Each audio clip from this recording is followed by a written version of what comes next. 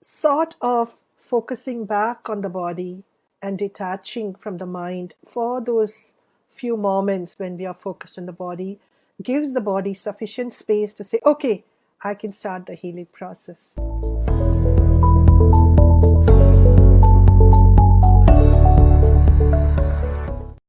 We often feel that our mind is stronger than the body. We have to push through whatever we need to. And listening to the wisdom of the body becomes difficult because we have the body and then we have the mind superimposed.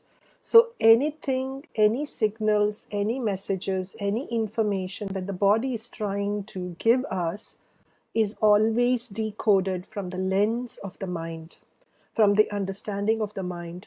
So if I am right now feeling very drained, or if I am feeling a sense of, oh, things are not right with me, then any messages that I'm getting from the body will be viewed from that mind, from that lens.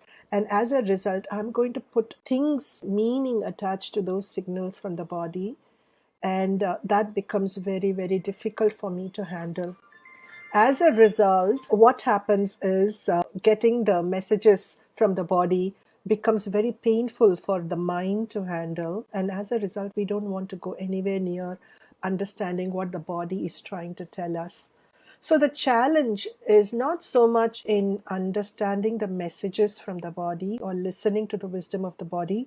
The challenge is to quieten the mind so we can get to the body. And the easiest way of doing it, the universal way of doing it, is to bring the attention from the mind to the breath. I think I've said this so many different ways, and there is really nothing else that we can talk about other than that this works. This method works. Focus on the body, focus on the sensations of the body without attaching a meaning to it, without trying to decode it. Just stay with the body, and if the mind tries to go away, bring it back to the body. Tuning in to what the body is trying to say. There is a little tightness here. How can I stay with that tightness, help focus on that tightness, and work with my breath, move the body with my breath, and work on that tightness. And when we do that in a very integrated way, what happens then is that our emotions are shifting as well, because the attention is going from the mind to the body. Just that shift in attention allows the body to bring in its magic, because the body knows how to heal. Every little thing that we have going on in our body, the body knows how it can heal. But it's the mind that's coming in the way of that healing process. So, sort of focusing back on the body and detaching from the mind for those few moments when we are focused on the body gives the body sufficient space to say, okay, I can start the healing process. And I know this from personal experience. In 2014, I had a huge slip disc problem. I was almost bedridden with my back ache. I couldn't sit, I couldn't stand, I couldn't walk without pain. Even lying down was painful, but I just felt that was the least of the pain.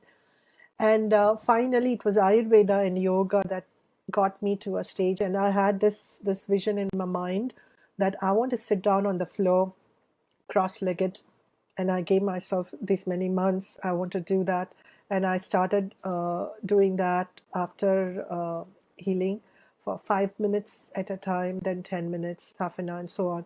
So this process of yoga and working with the body really is very, very powerful.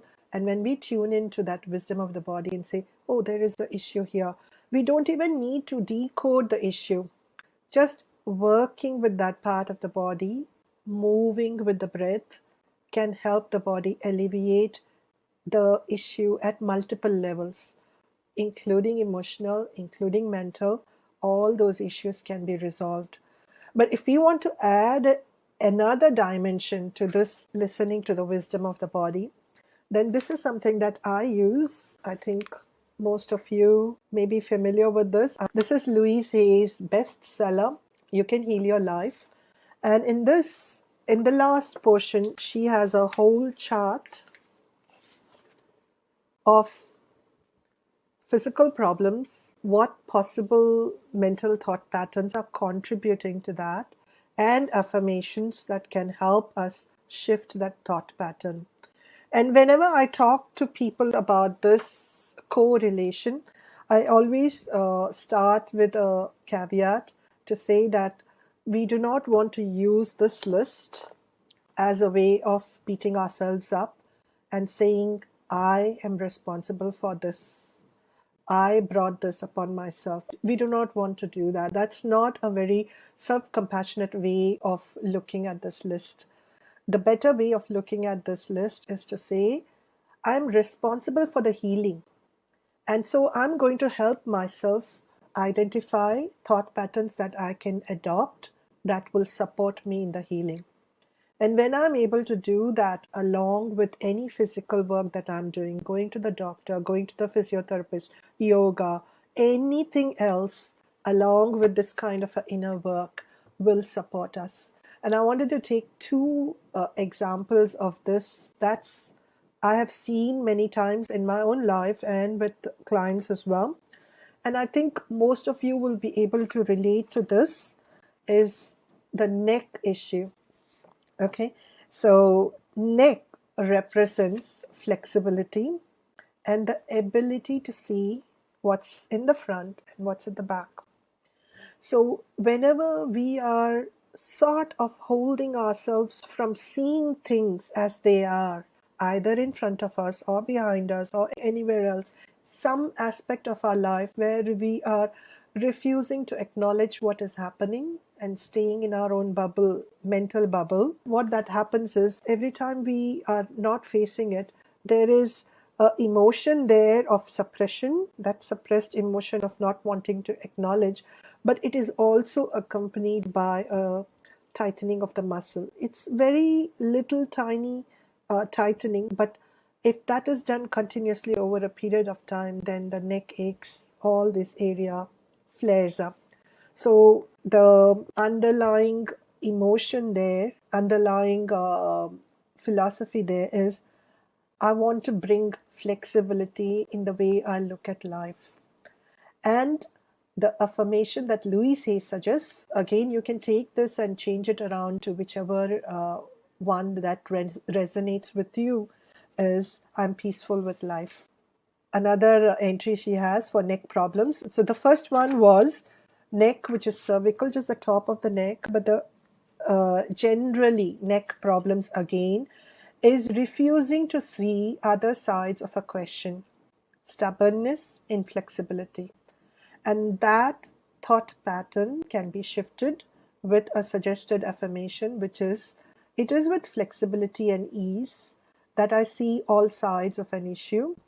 There are endless ways of doing things and seeing things. I'm safe.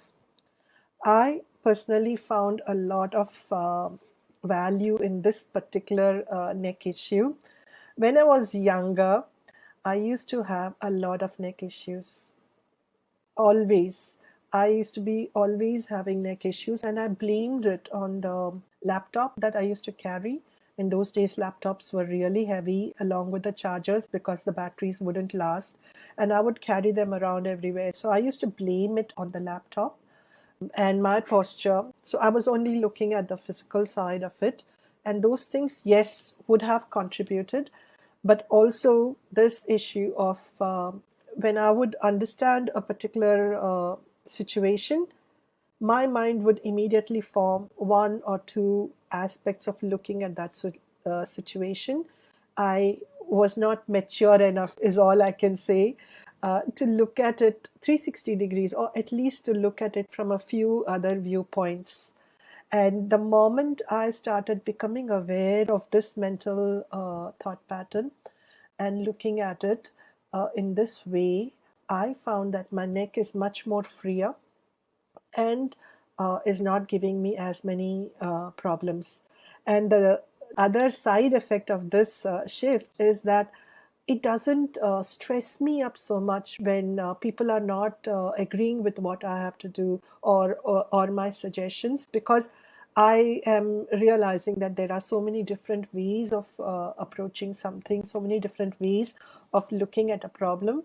So it doesn't matter. I'm doing my bit and sharing my viewpoint. It is not does not stress me when it is not taken. So these are some ways in which we can tune into the wisdom of the body. The body is there and it's really wise, and we can start tuning into the wisdom of the body. The challenge there is to quieten the mind sufficiently long enough so that we can listen to the messages from the body directly without any fluff.